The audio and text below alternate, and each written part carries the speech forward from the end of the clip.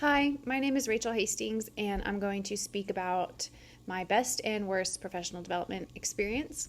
So, my best professional development experience was any time where they came to give specific math strategies that I could bring back into the classroom and use with my students.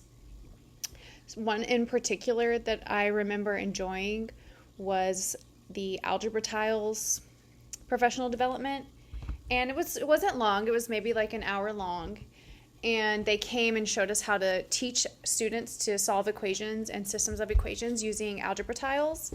And I remember going back into my classroom and employing that strategy with some of my special ed students, and it was really impactful.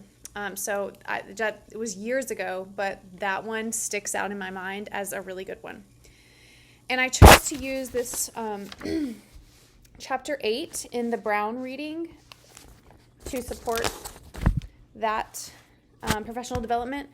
So they talk about information processing models where students we're designing learning experience to help students attain the concept and develop their intellect, and using kind of like little games or little manipulatives to help them learn. And that's really good to do in math. So that was probably the best professional development experience that I ever went to. Now, on the other hand, there have been many, many hours of professional developments that I have attended in public schools where as a math teacher, as a special ed teacher, the content was just not very applicable to what I do or what I did in my classroom. So I'm thinking of one in particular, and some of the strategies that they taught us there were really good, especially if you taught language arts or social studies, but it was probably 4 hours long.